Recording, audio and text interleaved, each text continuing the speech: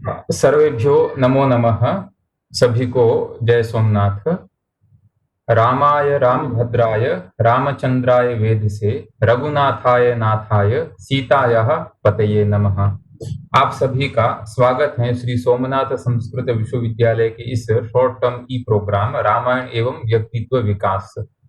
आज हमारे इस प्रोग्राम का यह 8वां व्याख्यान है और इस 8वें व्याख्यान का आज का विषय रहेगा रामायण में भक्ति का स्वरूप।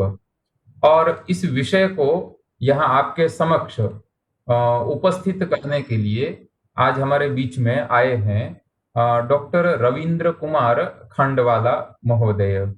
आपका मैं अत्यंत संक्षिप्त रीति से ही परिचय करवाता हूँ। अहमदाबाद नगर में श्री HK आर्ट्स कॉलेज के संस्कृत और प्राकृत विभाग में आप वहाँ संस्कृत के विभागाध्यक्ष हैं और एसोसिएट प्रोफेसर के रूप से आप वहाँ कार्यरत हैं।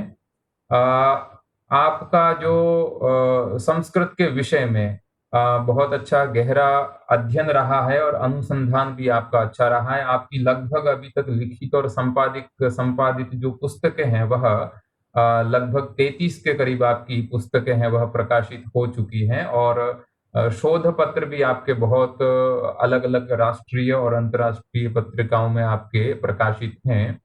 आपको गुजरात साहित्य अकादमी की तरफ से बेस्ट ट्रांसलेटेड बुक अवार्ड भी 2011 में मिला है। उससे पहले best research oriented book award भी संस्कृत साहित्य अकादमी की तरफ से 2006 में आपको मिला है। उसी तरह से वैदिक अवार्ड जो वैदिक रिसर्च फाउंडेशन खंभात की तरफ से 2012 में आपको अलग अलग प्रकार का इस तरह का अवार्ड भी आपको मिला हुआ है। तो आप संस्कृत विषय में और संस्कृत से संबंधित जो आधुनिक विषय हैं उनमें भी आपकी अच्छी प्रवीणता है। मैं आपका विश्वविद्यालय की तरफ से आयोजित इस ई कोर्स में आपका हार्दिक स्वागत करता हूं और आपसे मैं निवेदन करता हूं कि आप अपना व्याख्यान आज का व्याख्यान हम सबको प्रदान करें। डॉक्टर रविंद्र कुमार खांडवाला महोदय। बहुत बहुत धन्यवाद जानकी शरण जी। मेरी आवाज पहुंच रही है? हाँ बिल्कुल, आपकी आवाज आ रही है। बहुत बहुत धन्यवाद। जय सोमनाथ। कृष्णाय वासुदेवाय हरे परमात्मने प्रणत क्लेश नाशाय गोविंदाय नमो नमः। ओम श्री गुरु गंगेश्वराय नमो नमः। सोमनाथ संस्कृत यूनिवर्सिटी द्वारा आयोजित रामायण में व्यक्तित्व विकास के जो पहलू है उस पर ये व्याख्यान माला जो चल रही है उसके लिए मैं सर्वप्रथम विश्वविद्यालय के कुलपति श्री आदरणीय गोपबंधु मिश्रा जी को बहुत बहुत धन्यवाद देता हूं और साथ ही में डॉक्टर ललित भाई पटेल जी और संयोजक श्री जानकी शरण जी, इन दोनों मित्रों को भी बहुत बहुत धन्यवाद है कि इन्होंने एक ऐसे विषय को लेकर सांप्रत समय को किया कि जिसकी हम आवश्यकता थी। तो उसके लिए पूरी समिति को और कुलपति महोदय को मैं सर्वप्रथम धन्यवाद देता हूँ। मुझे इस श्रृंखला में भक्ति, रामायण में भक्ति के स्वरूप के संदर्भ में बोलने को कहा गया है। तो रामायण के संदर्भ में कुछ बातें आपके सामने रखना चाहता हूँ। राम रामाय नमः। शिकारी, एक शिकारी ने किए हुए क्रौंच पक्षी के वध को देखकर वाल्मीकि जी का हृदय द्रवीभूत हो गया और उनके मुख से कविता का प्रवाह बहने लगा। फलस्वरूप हमें मिला एक सुंदर ग्रंथ, एक अनुपम ग्रंथ रामायण। मित्रों, संस्कृत में एक सुभाषित है, कविना मानसम नौमि तरंती प्रतिभांभसी यत्र हंस वयांसीव भुवनानि चतुर्दश। अर्थात मैं कवियों के उस मन रूपी सरोवर को नमन करता हूँ जिसके प्रतिभा रूपी जल में हंस पक्षियों की तरह 14 भुवन तैरते हैं। संस्कृत में कवि अर्थात मनीषी, आगम का ज्ञाता या दृष्टा। वाल्मीकि ऐसे ही एक कवि थे। उनके प्रतिभाशाली मानस सरोवर में रामायण का जन्म हुआ है। आज के इस अवसर पर पुनः एक सुभाषित इस संदर्भ में स्मरण में आता है। कवि करोति पद्यानि लालयति उत्तमो जनः तरु प्रसूते पुष्पाणि मरुत वहति सौरभम। तो मित्रों, कवि तो काव्य करता है, किंतु उसका लालन पालन पोषण उत्तम गुणीजन ही करते हैं। वृक्ष तो पुष्प उत्पन्न करते हैं, ठीक है, किंतु उसकी सौरभ, उसकी सुवास तो पवन ही वहन करके प्रसारित करता है। बस इसी तरह सोमनाथ संस्कृत विश्वविद्यालय का यह उपक्रम जो है वह वाल्मीकि जन की सुवास सर्वत्र प्रसारित करने के लिए ही किया गया है, ऐसी मुझे अनुभूति हो रही है। इसके लिए मैं सभी आयोजक, संयोजक और इस विभाग के अध्यक्ष को धन्यवाद प्रदान करता हूँ। भक्त जो जीव के कल्याण के दो साधन शास्त्र विहित है। एक तो भक्ति और दूसरा प्रपत्ति। भक्ति का अर्थ है परमात्मा का सर्व रूप में स्वीकार, और सर्व रूप में स्वीकार करके सेवा में लग जाना। तथा प्रपत्ति का भाव है परमात्मा से अतिरिक्त सबका निषेध व अस्वीकार कर पूर्ण रूपेण परमात्मा का हो जाना। पूर्ण रूपेण परमात्मा का होना ही जीव के कल्याण का आत्यंतिक साधन है। परमात्मा भूत व भविष्य का पदार्थ नहीं है, वह मात्र वर्तमान है, वह सर्वशक्तिमान है, देश काल वस्तु परिच्छेद शून्य तत्व है। वही परमात्मा सत्ता उपासकानाम कार्यार्थ अपने सर्व समर्थ नाम एवं लीला धाम स्वभाव के कर्म को व्यक्त करता है या स्वयं उस रूप में व्याप्त हो जाता है। ऐसा कहा गया है, उपासकानाम कार्यार्थ ब्रह्मणो रूप कल्पना। गोस्वामी जी भी कहते हैं कि जो प्रभु अगुण अलख मति कोई, भगत प्रेम वस सगुण सो होई। निर्गुण और सगुण ब्रह्म के दो स्वरूप है। निर्गुण ब्रह्म ब्रह्म ज्ञान का विषय है तथा सगुण ब्रह्म उपासना व प्रेम का विषय है। ब्रह्म वेदार्थ है, वही वेद है। अपने अर्थ को लौकिक भाषा में व्यक्त करने के लिए रामायण के रूप में अवतार लेते हैं। जैसे कहा गया है, वेद वेद्ये परे पुंसी जाते दशरथात्मजे। पुनः वेद वेद्ये परे पुंसी जाते दशरथात्मजे। वेदः प्राचता वेदः प्राचिता प्राचतसा आसीत् प्राचित सत आसीत् साक्षात रामायणात्मना। मित्रों, रामायण वेदावतार है, तो राम ही वेदार्थावतार है।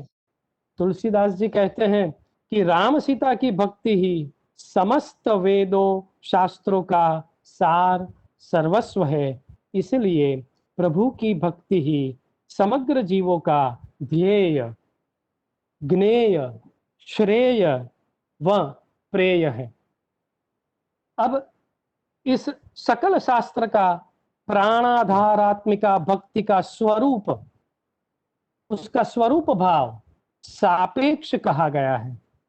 भाव ही अंतर्भावित होकर जब स्वभाव बन जाता है तभी सहजा भक्ति का प्राकट्य होता है। इस विषय में एक अत्यंत ही सुंदर दृष्टांत है रामायण का। एक बार जब प्रभु श्री राम की सेवा में हनुमान जी चुटकी बजाने का कार्य करने लगे, तो सीता माता की आज्ञा से एकांत सेवन करते हुए भी श्री हनुमान जी ने चुटकी बजाने की सेवा नहीं छोड़ी थी। तो अपने भक्त का प्रेम देखकर प्रभु राम ने जंभाई लेना प्रारंभ कर दिया। लोगों की चिंताएं बढ़ गई, तो गुरुदेव श्री वशिष्ठ जी आए।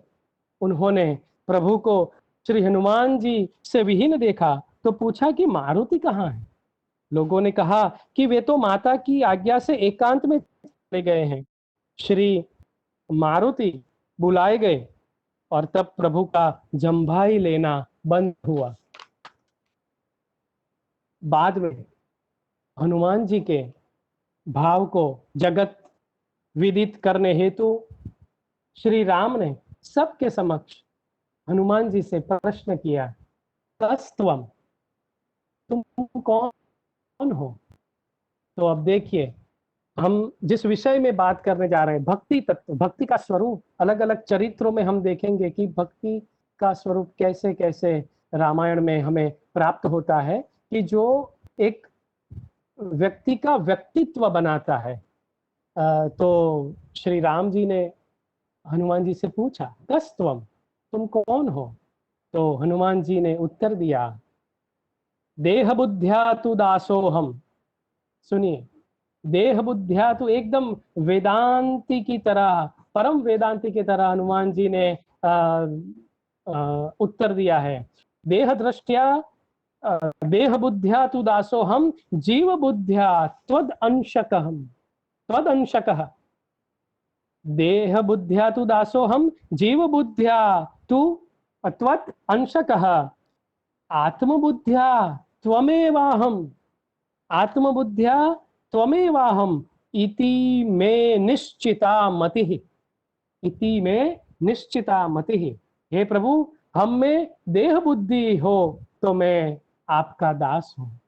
यदि मैं जीव हूं, यह बुद्धि उठे तो मैं आपका अंश हूं, त्वदंशकः। और आप में कोई भेद, और यदि मुझे आत्मबुद्धि हो जाए कि हनुमान आत्मा है, तो मुझ में और आप में कोई भेद नहीं है। अर्थात देह दृष्टि, जीव दृष्टि और आत्मदृष्टि, तीनों दृष्टि में उपासना के 5 भाव यहाँ पर, भक्ति उपासना के 5 भाव यहाँ पर व्यक्त होते हैं। देह बुद्धि में दास्य भाव और वात्सल्य भाव का समावेश हो जाता है। अच्छा, जीव दृष्टि में सख्य भाव और आत्मदृष्टि में श्रृंगार भाव व शांत भाव का समावेश हो जाता है। 5 भावों की उपासना करते हुए जीव तद्भाव भावित होकर प्रभु का भेदा भेदेन संबंधी हो जाता है। और इन 5 भावों के परमात्मा श्री हनुमान जी है।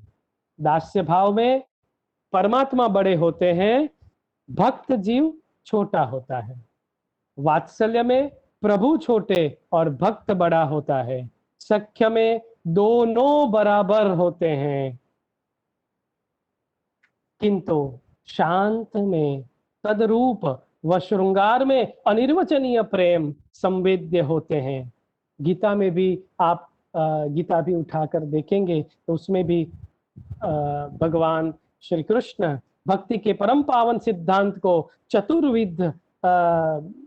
चतुर्विधा कहते हैं और बताते हैं कि चतुर्विधा भजन्ते माम जना सुकृतिनोर्जुन, आर्तो जिज्ञासुरर्थार्थी ज्ञानी च भरतर्षभ। अर्थात आर्त जिज्ञासु, अर्थार्थी और ज्ञानी चारों पुण्यात्मा है और चारों भक्तियों से क्रमशः दुख, अज्ञान, दारिद्र्य और अशांति दूर होती है। अतः भक्ति का सिद्धांत ही समस्त शास्त्रों का सर्वमान्य व तर्क संगत निर्विरोध सिद्धांत कहा गया है। वेदों में जहां ऋग्वेद के प्रथम मंडल के प्रथम मंत्र का प्रारंभ प्रभु के स्तवन से ओम अग्निमीणे पुरोहितम से प्रारंभ होता है, वहीं अथर्ववेद के अंतिम मंत्र में मुमुक्षुर्वै शरणम अहम प्रपद्ये पूर्ण शरणागति में संपन्न होता है। आरंभ और अंत एक स्तवन से और प्रारंभ स्तवन से होता है और अंत शरणागति से होता है। एक एक शुरुआत में ईड़े स्तुति से प्रारंभ हुआ और प्रपद्य शरणागति से संपन्न होता है वेद। गीता जी में भी इसी शरण तत्व की बात भगवान अंत में कहते हैं। रामायण में भी सकृत एव प्रपन्नाय, भगवान श्री राम कहते हैं सकृत एव प्रपन्नाय तवास्मीति च याचते अभयम सर्वभूतेभ्यो ददाम्ये तद व्रतम मम। मैं ये व्रत तुम्हें देता हूँ। पराभक्ति का सर्वभूतों सर्व प्राणियों को अभय कर दिया है। इस रूप में पराभक्ति स्वरूपा शरण तत्व की बात इस श्लोक में कही गई है। मित्रों, भक्ति वस्तुतः भज धातु, भज सेवायाम धातु से स्त्रियाम तिंग प्रत्यय करने पर सिद्ध होता है। सेवार्थ भज धातु से स्त्री प्रत्यय तिन का भाव यह है कि धातु का अर्थ है सामर्थ्य, प्रत्यय का अर्थ है विश्वास। जब संपूर्ण सामर्थ्य जीव की स्त्री भावापन्न अर्थात पत्नी भाव से भावित होकर परम प्रेम से प्रभु की सेवा में संपृक्त हो जाती है, वहीं सर्व कामदा भक्ति कहलाती है। और यह भक्ति ज्ञान का भी परम इष्ट है। बड़े बड़े ज्ञानियों ने प्रभु के चरणों में भक्ति की ही मांग की है। नाथ एक वर मांगऊं हर्ष देहु श्री रंग पद सरोज अनपायिनी भक्ति सदा सत्संग अतएव भक्तिर्जयति भक्तिर्जयति भक्तिर्जयतु केवलम। तो इस प्रकार रामायण में जो भक्ति के स्वरूपों की चर्चा हम कर रहे हैं, तब इसका जो अनुसंधान करने की आवश्यकता थी वो करने का प्रयास शुरुआत में किया है। मित्रों,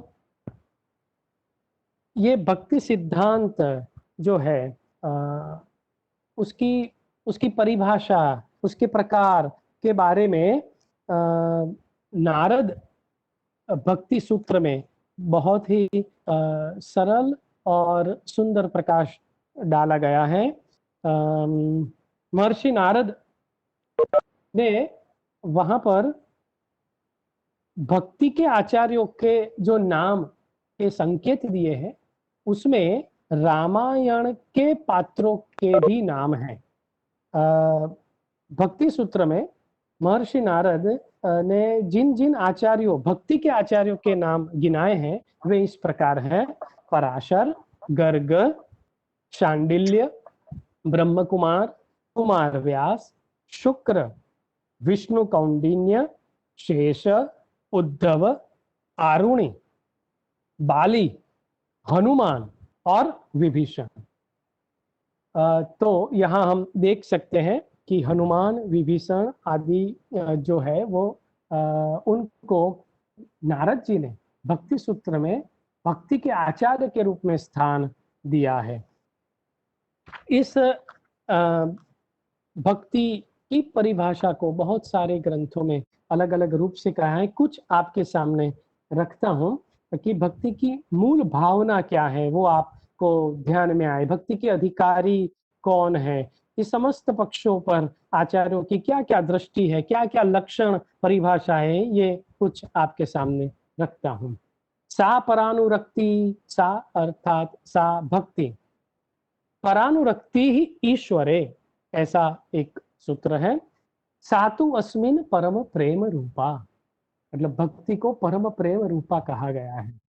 पूजादिषु अनुरागः, भक्ति अर्थात पूजादिषु अनुरागः इति पाराशर्यः। कथादिषु अनुरागः इति गर्गः। आत्मनि अविरोधेन इति शाण्डिल्यः। नारदस्तु तदर्पित अखिलचारिता तद्विस्मरणे व्याकुलता इति भक्तिर मनस उल्लास विशेषः। देखिए कितना बढ़िया कहा गया। भक्ति क्या है? मन का उल्लास है, उल्लास विशेष है। भक्तेषु गोविंद रूप कर्त्री प्रेमैक धर्त्री भवरोग हंत्री सात्वंच तिष्ठस्व सुधैर ये संश्रया निरंतरम वैष्णव मानसानि। सवै सवै पुंसा परो धर्मो यतो भक्ति रथोक्षजे। अच्छा, भगति नारदी गगन शरीरा इही विधि भवत कहे कबीरा। कबीर ने भी ऐसा कहा। सनकादि नारद मुनि कुश अरु ध्रुव प्रहलाद भक्ति योग सो इन कियो सदकुरु के जो प्रसाद। सखा परम परमार्थ ये हूँ मन क्रम वचन राम ने हूँ। तो मित्रों, इस प्रकार भक्ति के परिभाषा और उसके लक्षण और उसकी विशेषता, उसकी मूल भावना के बारे में अनेक उद्धरण हमें भक्ति शास्त्र के ग्रंथों में प्राप्त होते हैं। अब हम वाल्मीकि रामायण में, जहां पर अनेक स्थलों पर भक्ति का महत्व और प्रभाव वर्णित है, उसके बारे में चर्चा करते हैं।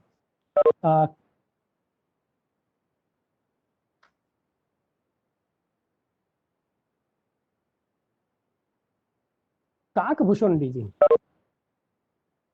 गरुड़ जी से कहते हैं, विनिश्चितम वदामि ते न अन्यथा वचांसि में हरिम नरा भजन्ति ये अति दुस्तरम तरंति ते। अर्थात मैं आपसे भली भांति निश्चित किया हुआ सिद्धांत कहता हूं, मेरे वचन अन्यथा अर्थात मिथ्या नहीं है, कि जो मनुष्य श्री हरि का भजन करते हैं वे अत्यंत दुस्तर संसार सागर को सहज ही पार कर जाते हैं। मित्रों, मैं यहाँ एक भूमिका स्पष्ट कर दूं कि हमने सर्वप्रथम विषय प्रवेश के रूप में भक्ति का लक्षण और रामायण में उसके कुछ संदर्भ को लेकर बात की। अब मैं जो बात कहने जा रहा हूँ वो ये जो भक्ति तत्व है, भक्ति का स्वरूप है, उसके बारे में रामायण में ही भगवान राम और उनके अलावा जो अन्य पात्र हैं वो किस प्रकार भक्ति का महत्व बताते हैं, हम उसके बारे में पहले यहाँ कुछ बात करेंगे और फिर भक्ति का स्वरूप भगवान श्री राम में, लक्ष्मण जी में, भरत में आदि पात्रों में किस प्रकार हमें प्राप्त होता है उसकी कुछ बातें करेंगे। तो यहाँ पर सर्वप्रथम हमने देखा कि काकभूषुंडी जी गरुड़ जी से भक्ति का महत्व बताते हुए कहते हैं कि विनिश्चितम वदामि ते न अन्यथा वचांसि में हरिम नरा भजन्ति ये अति दुस्तरम तरन्ति ते। जो मनुष्य श्री हरि का भजन करते हैं वे अत्यंत दुस्तर संसार को सहज ही पार कर जाते हैं। अच्छा, यहाँ पर मैं वाल्मीकि रामायण के अतिरिक्त राम कथा तो सर्वव्यापी है, तो अध्यात्म रामायण आप जानते हैं कि वाल्मीकि रामायण को आधार में रखकर अनेक भाषाओं में, अनेक प्रदेशों में, अनेक देशों में रामायण लिखी गई है। तो अध्यात्म रामायण में सुतीक्ष्ण ऋषि से भगवान कहते हैं, मन मंत्रोपासका लोके मामेव शरणं गता निरपेक्षा नान्य गतास्तेषां दृश्योहम अन्वहम। अर्थात इस लोक में जो मेरे मंत्र के उपासक हैं, जो मेरे शरणागत हैं, जो किसी भी वस्तु की अपेक्षा नहीं रखते और जिन्हें मेरे सिवा कोई अन्य गति नहीं, ऐसे भक्तों को मैं नित्य दर्शन देता हूं। अच्छा, पंचवटी में भगवान ने भक्ति युक्त मनुष्य को प्राप्त होने वाले शीघ्र मोक्ष का रहस्य लक्ष्मण जी को बताया है। वे कहते हैं, अहो मद भक्ति युक्तस्य ज्ञानम विज्ञानमेव च वैराग्यम च भवेत् शीघ्रम ततो मुक्तिम अवाप्नुयात्। अरण्य कांड में ये कहा गया है। वो भगवान कहते हैं, मेरी भक्ति से युक्त पुरुष को शीघ्र ही ज्ञान और विज्ञान तथा वैराग्य की प्राप्ति हो जाती है, जिससे वह मुक्ति को पा लेता है।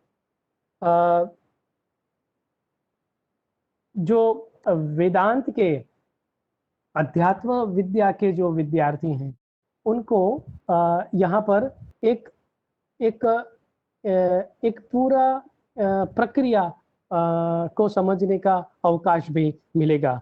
भगवान कहते हैं, मेरी भक्ति से युक्त मनुष्य को, जो भक्ति से युक्त है उसको क्या मिलता है? तो उसको ज्ञान, विज्ञान, वैराग्य, पहले तो ये तीन की प्राप्ति होती है। अच्छा, इन तीनों से जो युक्त होता है, बाद में भगवान कहते हैं उसी को मुक्ति का फल प्राप्त हो जाता है। भगवान श्री राम ने शबरी को भी भक्ति का गोपनीय रहस्य बताया है। वो गोपनीय रहस्य बताते हुए शबरी को कहते हैं कि भक्ति के उत्पन्न होने मात्र से, अब यहाँ पर भी देखिए ये प्रक्रिया जो है वो किस प्रकार दिखाई गई। भक्ति के, भगवान क्या कहते, भक्ति के उत्पन्न होने मात्र से, उत्पन्न होने, भक्ति के उत्पन्न होने मात्र से ही तत्काल मेरे स्वरूप का अनुभव हो जाता है, और जिसे मेरा अनुभव हो जाता है उसकी उसी जन्म में निसंदेह मुक्ति हो जाती है। अरण्य कांड में कहते हैं, भक्तौ संजात मात्रायाम मत तत्वानुभवस्तदा ममानुभव सिद्धस्य मुक्ति तत्रैव जन्मनि। तो हम जानते हैं भगवान श्री कृष्ण ने भी गीता में अर्जुन को इस प्रकार का ही उपदेश भक्ति के संदर्भ में दिया है। तो आप इसका तुलनात्मक अध्ययन भी कर सकते हैं। एक बात ध्यान में रखनी है कि यहाँ पर किस भक्ति के फल और महत्व के बारे में बताया गया है, ये भी आपको जान लेना चाहिए। यहाँ पर व्यभिचारिणी भक्ति की बात नहीं है, यहाँ एक निष्ठ अनन्य भक्ति की बात है। जिस प्रकार शबरी ने की, जिस प्रकार गरुड़ जी ने की, उसी प्रकार हनुमान जी ने की, उस अनन्य भक्ति की बात और उसके फल की प्राप्ति की बात यहाँ पर अलग अलग स्थलों पर हमें प्राप्त होती है। सुंदर कांड में आइए, वहां पर हनुमान जी रावण को भक्ति के स्वरूप, उसके फल एवं महात्म के विषय में अत्यंत ही सरल शब्दों में वर्णन करते हुए कहते हैं, विष्णोर ही भक्ति ही सुविशोधनम धीयस ततो भवेद ज्ञानम अतीव निर्मलम विशुद्ध तत्वानुभवो भवेत् ततः सम्यक विदित्वा परमं पदं व्रजेत् अतो भजस्वाद्य हरिं रमापतिं रामं पुराणं प्रकृतेः परं विभुं विसृज्य मौर्ख्यं हृदि शत्रु भावनां भजस्व रामं शरणागत प्रियम। अर्थात भगवान विष्णु की भक्ति बुद्धि को अत्यंत शुद्ध करने वाली है। हे रावण, उसी से अत्यंत निर्मल आत्मज्ञान उत्पन्न होता है। देखिए यहाँ पर भी प्रक्रिया बताई गई है। भक्ति बुद्धि को शुद्ध करती है, उससे निर्मल आत्मज्ञान की प्राप्ति होती है। आत्मज्ञान से क्या होता है? आत्मज्ञान से विशुद्ध आत्म तत्व का अनुभव प्राप्त होता है और इस प्रकार सम्यक ज्ञान हो जाने से मनुष्य परम पद की प्राप्ति प्राप्त करता है। अतः तुम प्रकृति से परे पुराण पुरुष सर्वव्यापक आदि नारायण लक्ष्मीपति श्री हरि भगवान का भजन करो। अपने हृदय में स्थित शत्रु भावना कैसी? मौर्ख्यम, मूर्खता को, शत्रु भाव रूप मूर्खता को विसृज्य छोड़ दो और शरणागत वत्सल श्री राम को भजो। यहाँ पर एक अत्यंत ही महत्वपूर्ण विशेषण भगवान के लिए प्रयुक्त हुआ है, वह है शरणागत वत्सल। भक्ति शास्त्र का एक बहुत ही महत्वपूर्ण ये शब्द है शरणागति। शरणागति ही भक्ति का सर्वप्रथम सोपान है, जो यहाँ पर बार बार अलग अलग हनुमान जी आदि चरित्रों में यहाँ पर प्रस्तुत किया है। अब हम देखते हैं कि वाल्मीकि रामायण में ये हमने भक्ति का स्वरूप तो समझ लिया। राम भगवान के अतिरिक्त जो अन्य पात्र हैं उन्होंने क्या कहा वो।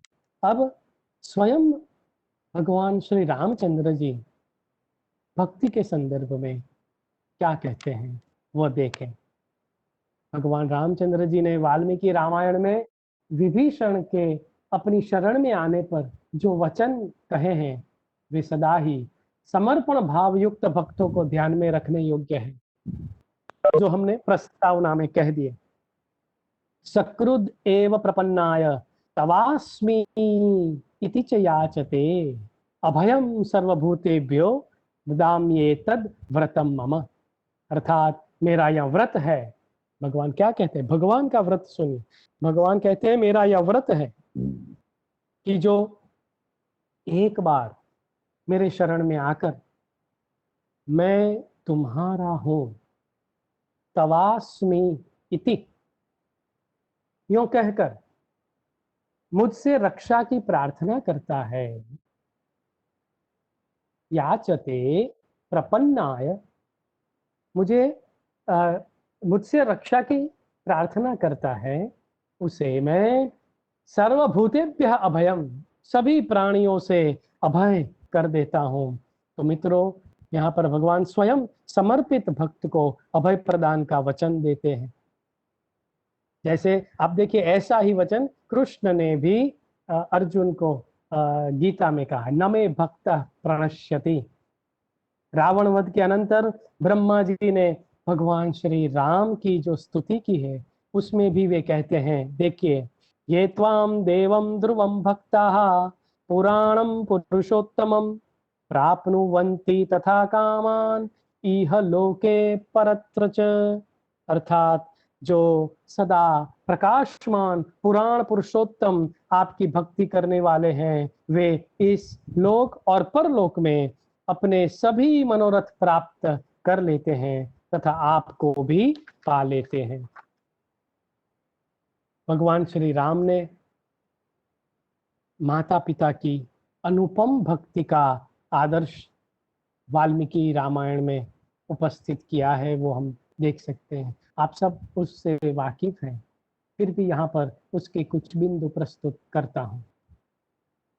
माता की उपयुक्त आज्ञा मानने वाले तो बहुत हो सकते हैं, परंतु विमाता की भी कठोरतम आज्ञा को शिरोधार्य करने वाले केवल श्री राम हैं। जब कैकेयी ने वरदान की आड़ लेकर श्री राम को वन में जाने का आदेश दिया, उस समय श्री राम उलाहना देते हुए कहते हैं, माँ, यह काम तो मैं तुम्हारे ही कहने से कर सकता था, तुमने पिताजी को क्यों कष्ट दिया? मालूम होता है अब तुम मुझ में इस तरह का कोई गुण नहीं देखती। मुझ पर तुम्हारा पूरा अधिकार है। फिर भी इस बात को सीधे मुझसे न कहकर तुमने पिताजी से कहलवाया। न नूनम मयि कैकेयी किंचित आशंससे गुणान यद राजानम अवोचस्त्वम ममेश्वर तरासत। तो अब आइए, पिता की आज्ञा के पालन में उनका कितना उत्साह था, वह इस श्लोक से स्पष्ट होता है। भगवान श्री राम कहते हैं, अहम ही वचनाद राग्नः पतेयम अपि पावके भक्षेयम विषम तीक्ष्णम पतेयम अपि चारणवे। अर्थात मैं उनकी, देखिए पितृभक्ति राम की कैसी है। पिताजी के कहने से आग में भी कूद सकता हूँ, तीव्र विष का भी पान कर सकता हूँ और समुद्र में भी गिर सकता हूँ। विमाता के लिए तो भक्ति देखी, पिताजी के लिए भी भक्ति देखी। अब अपनी माता कौशल्या के संदर्भ में, कौशल्या माता ने जब वन जाने से भगवान श्री राम को, पुत्र राम को रोका, तो श्री राम ने कहा, विवश होकर कहा, नास्ति शक्ति ही पितुर्वाक्यम समतिक्रमीतुम मम प्रसादये त्वाम शिरसा गंतुम इच्छाम्यहम वह वनम। अर्थ स्पष्ट है। वे कहते हैं कि हे माँ, मुझ में पिताजी की आज्ञा को टालने की शक्ति नहीं है। मैं वन में जाने की ही इच्छा रखता हूँ। तुम बाधा न डालो। तुम्हारे चरणों पर मस्तक रखकर मैं प्रार्थना करता हूँ। माता पिता के प्रति जो भक्ति रामायण में प्राप्त होती है, वह एक पुत्र के व्यक्तित्व को उजागर करती है और हमारे सामने एक आदर्श पुत्र कैसा होना चाहिए उसका आईना दिखाती है। अब श्री राम के भ्रातृ प्रेम के बारे में देखिए। उनके भाई भरत, शत्रुघ्न और लक्ष्मण उनके अभिन्न अंग जैसे थे। लक्ष्मण जी तो उनकी छाया थे। तीनों भाई आप मान लीजिए भक्त की कोटि में है और सामने राम बड़े भाई जो हैं वो भगवान की कोटि में है। और इस प्रकार हमने भक्ति के जो लक्षण आगे दिखे, समर्पण भाव, शरणागति, प्रपत्ति, वो सब अब हम जब यहाँ पर इसके साथ जोड़कर हम बात करेंगे तो अब भगवान श्री राम या बड़े भाई श्री राम, उनका क्या कर्तव्य बनता है भक्तों के लिए या अपने अनुजों के लिए, वो हम देखें। श्री राम का भ्रातृ प्रेम संसार के लिए सदा अनुकरणीय बना रहेगा। श्री राम शरणागत वत्सल हैं। उन्हें संपूर्णतया समर्पित भक्ति से पूर्ण भाव वाले भाइयों के प्रति स्नेह का भाव वे हमेशा रखते थे और सदा ही उन्होंने उनके सुख और सुविधा का ही ख्याल किया। इतना ही नहीं, खेल में हारी हुई बाजी भी उन्हें जिताते रहे जिससे उनका मन न टूटे, उत्साह भंग न हो। चित्रकूट पर भरत के आगमन की सूचना मिलने पर श्री राम ने लक्ष्मण से जो उद्गार प्रकट किया है, वह उनके अगाध भ्रातृ स्नेह का प्रबल परिचायक है। वे कहते हैं, धर्मम अर्थम च कामं च पृथ्वीं चापि लक्ष्मण इच्छामि भवताम अर्थ एतत् शृणोमि ते भ्रातॄणाम संग्रहार्थम। सुनिए, यहाँ भ्रातॄणाम संग्रहार्थम को आप भक्तानाम संग्रहार्थम भी समझ सकते हैं। भ्रातॄणाम संग्रहार्थं च सुखार्थं चापि लक्ष्मण राज्यमप्यहम इच्छामि सत्येन आयुधमालये यद विना भरतम त्वाम च शत्रुघ्नं वापि मानद भवेन् मम सुखम किंचित भस्म तत्कुरुताम शिखी। तो इस प्रकार वे अपने भाइयों के प्रति भी अत्यंत स्नेह भाव रखते थे। उनकी प्रजा भक्ति भी, राम की प्रजा भक्ति भी अनुपम है। श्री राम का प्रजा के प्रति अटूट प्रेम था। उनके वनगमन के समय सारी अयोध्या उनके साथ जाने को तैयार हो गई। प्रजा को प्रसन्न रखने के लिए ही श्री राम अपनी प्राणों से भी प्यारी पत्नी सीता को भी वन में भेज देने के लिए विवश हुए थे। वे आदर्श राजा थे। उनके राज्य में प्रजा को सब प्रकार का सुख था। आदर्श राजा के साथ वे आदर्श पुत्र, आदर्श पति, आदर्श मित्र, आदर्श स्वामी और आदर्श शरणागत वत्सल स्वामी थे। भगवान श्री राम के बाद हम भगवत भक्त परम भक्त हनुमान जी के उनकी भक्ति के बारे में अब हम चर्चा करते हैं।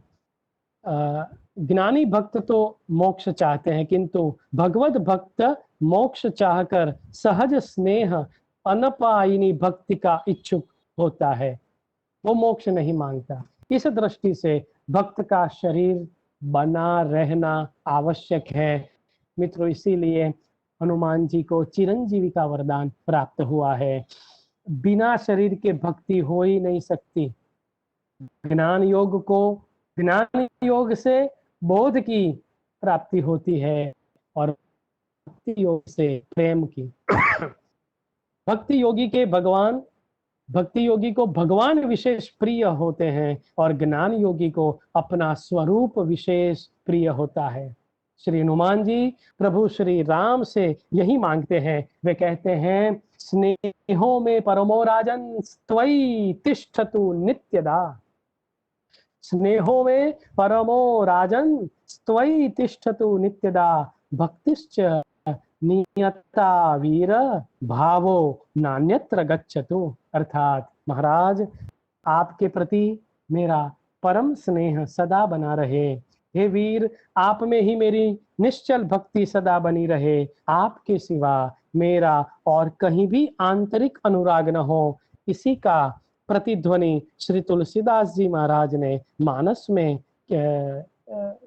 किया है। वहां पर भी हनुमान जी के मुख से वे कहलाते हैं। हनुमान जी कहते हैं, सगुणोपासक मोक्ष न लेहि, तिन्ह कहूँ राम भक्ति निज देहि।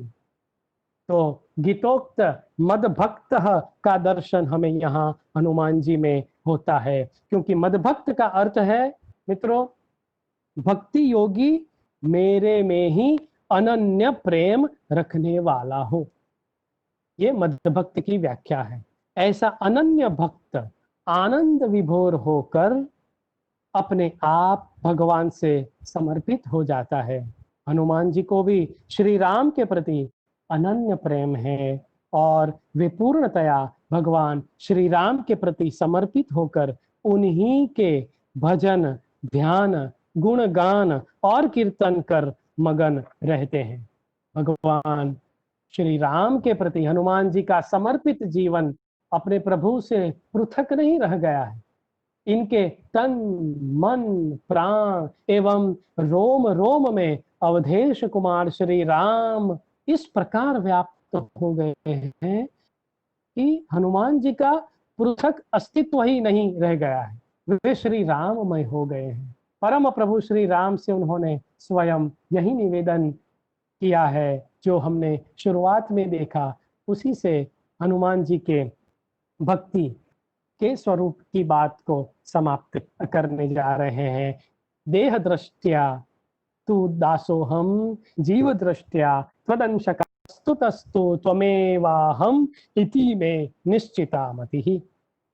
तो हनुमान जी ने इस प्रकार, हनुमान जी के चरित्र में हमें भक्ति के इस तत्व को, अनन्य भक्ति के तत्व को हम देख सकते हैं। अब आगे देखते हैं लक्ष्मण जी के चरित्र में भक्ति का स्वरूप हमें कैसे प्राप्त होता है। मित्रों, राम के कीर्ति ध्वज का जो दंड है वही लक्ष्मण है। व्यक्तिमत्ता और विभूतिमत्ता की अनुपम प्रतिमा अर्थात लक्ष्मण। राम का चरित्र ध्येय रूप है, तो लक्ष्मण का आचरण उस ध्येय को प्राप्त करने की साधना का निदर्शन है, कराता है।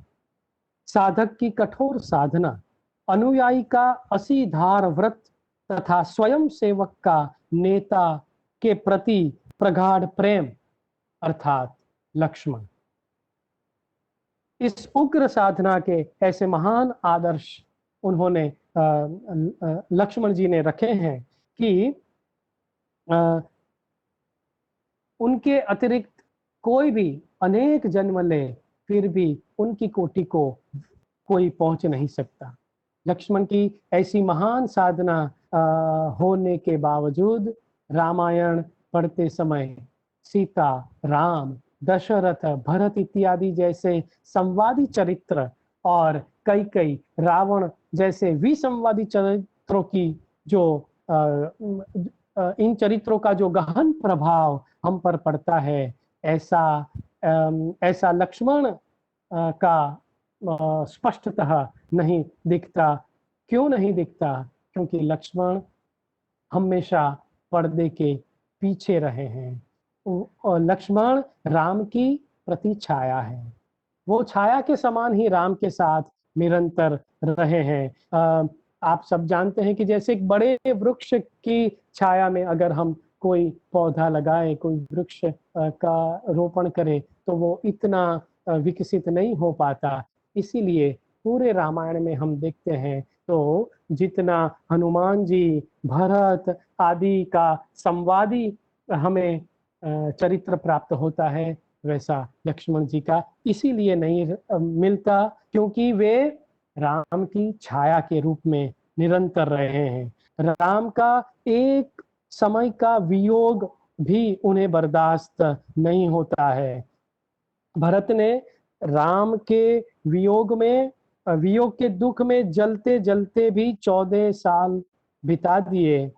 सीता ने भी वंश रक्षा और के लिए राम के वियोग में सीता जी भी जीते रहे, किंतु लक्ष्मण के लिए तो राम का वियोग जीवन का पूर्ण विराम ही बन गया। आप देख सकते हैं वाल्मीकि रामायण में कि राम के बाद लक्ष्मण के जीवन का भी अंत हो जाता है।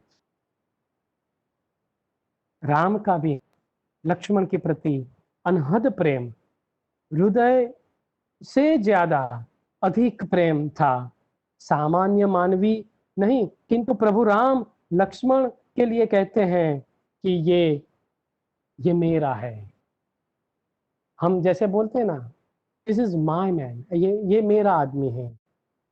यो मद भक्त समय प्रिय, जो बात कृष्ण भगवान ने गीता में कही थी, लक्ष्मण मेरा ही है। राम के राज्याभिषेक के समय राम लक्ष्मण से कहते हैं, वो सोचने लायक है। राम ऐसा नहीं कहते कि मैं राजा होने वाला हूं, बल्कि राम कहते हैं लक्ष्मण मया सार्धम प्रसाधी त्वम वसुंधराम। लक्ष्मण तुम्हें ही राज्य करना है मेरे साथ। कितनी उच्च भावना है, दोनों का जीवन अभिन्न है। लक्ष्मण जब मूर्छित होते हैं तब राम कहते हैं नहीं मैं जीवितेनार्थः सीतया च जयेन वा। आप देखिए लक्ष्मण जी ने भगवान श्री राम के प्रति जो अपना कर्तव्य पालन किया था, अनुज के रूप में उनकी छाया की तरह उनके साथ जो रहे थे, उनके प्रत्येक शब्द को वो आदेश समझकर पालन करते थे। इसका फल भगवान श्री राम उन्हें देते हैं, उनको एक शब्द रूप अंजलि प्रदान करते हैं। जब वो मूर्छित हो जाते तो वो क्या कहते हैं, नहीं मैं जीवितेनार्थः सीतया च जयेन वा कोहि में जीवितेनार्थः त्वयि पंचत्वमागते देशे देशे कलत्राणि देशे देशे च बांधवाः तम तु देशम न पश्यामि यत्र भ्राता सहोदरः।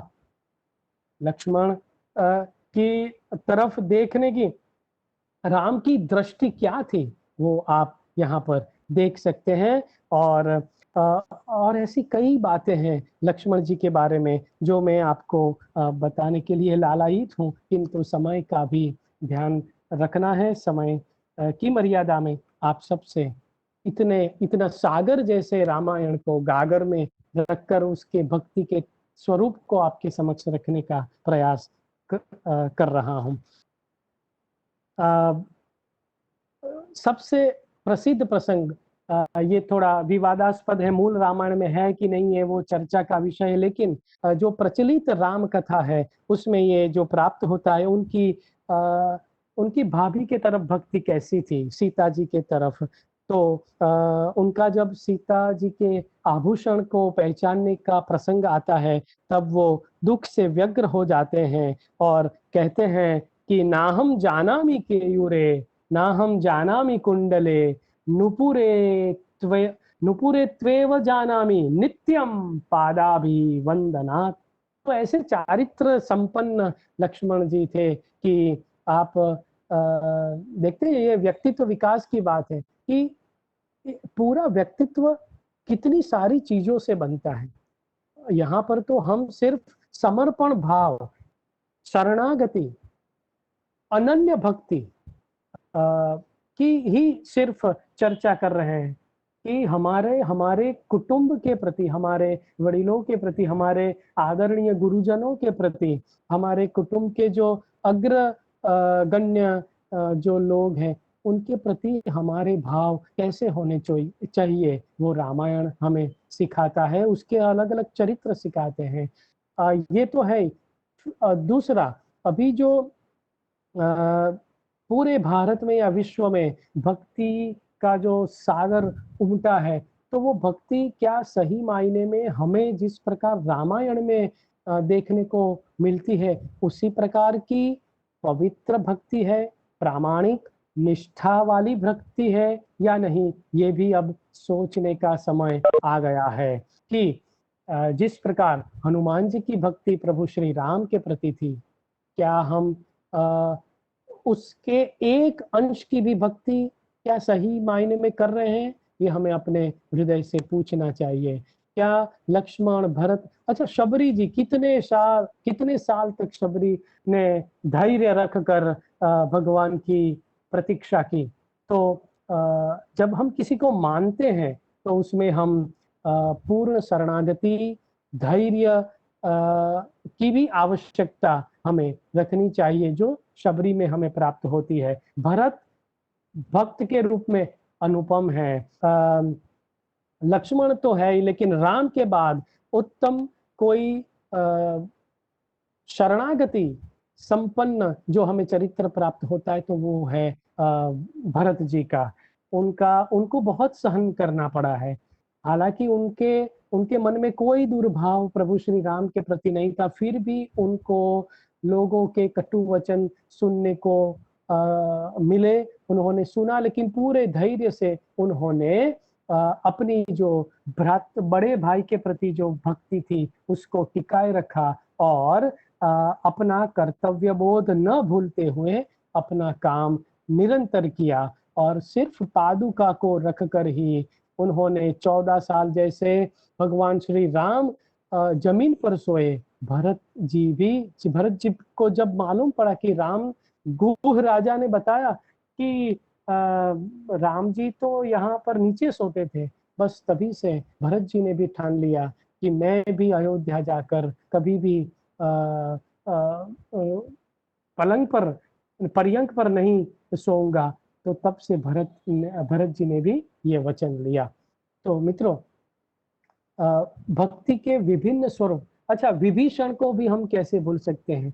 विभीषण है, केवट है, शबरी है, राम के सब भाई है, रावण शत्रु है, लेकिन उसकी भी जो शिव भक्ति है वो भी अनुपम है। लेकिन जब भक्ति में अहंकार का प्रवेश आ जाता है तब पतन निश्चय है, ये निश्चित है, ये हमें रामायण सिखाता है। तो मित्रों, रामायण के द्वारा व्यक्तित्व विकास, पर्सनालिटी डेवलपमेंट हो सकता है। उसके अलग अलग बिंदुओं पर विभिन्न वक्ता आपसे बात कर रहे हैं।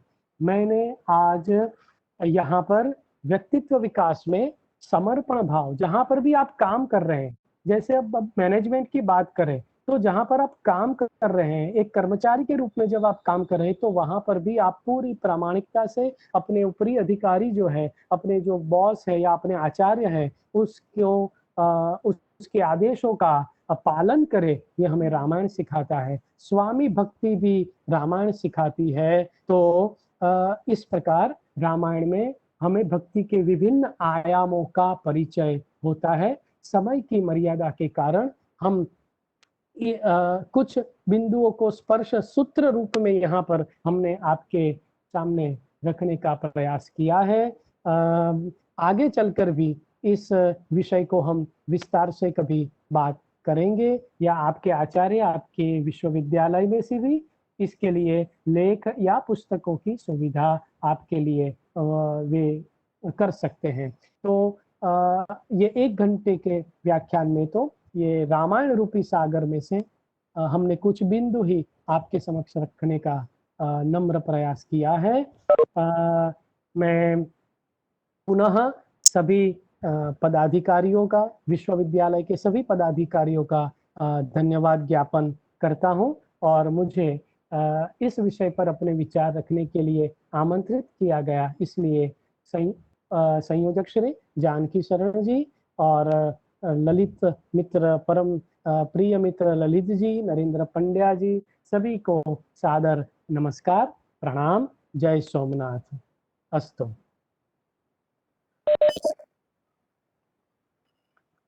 धन्यवाद डॉक्टर रविंद्र खांडवाला जी, आपके इस अद्भुत व्याख्यान के लिए। रामाय तस्मै नमः। रामाय पराय रामस्तु रामे चित्त भवतु भो धर। बहुत बहुत आभार डॉक्टर रविंद्र कुमार खांडवाला जी, आपके इस रामायण एवं व्यक्तित्व विकास विषयक व्याख्यान के लिए। रामायण में भक्ति का स्वरूप विश्वविद्यालय की तरफ से और इस कार्यक्रम के समन्वयक होने के नाते आपके व्याख्यान के लिए मैं आपका आभार ज्ञापन करता हूं, और इस व्याख्यान माला में जितने भी हमारे प्रतिभागी जुड़े हैं उनका भी मैं आभार करते हुए आज का हम व्याख्यान है इसका यहीं हम समापन करते हैं, पूर्णता मंत्र से समापन करेंगे। कल नए विषय के साथ में हम फिर वापस इस व्याख्यान माला को और आगे बढ़ाएंगे, इस कार्यक्रम को आगे बढ़ाएंगे। तो हम पूर्णता मंत्र के साथ आज इस कार्यक्रम का समापन करते हैं।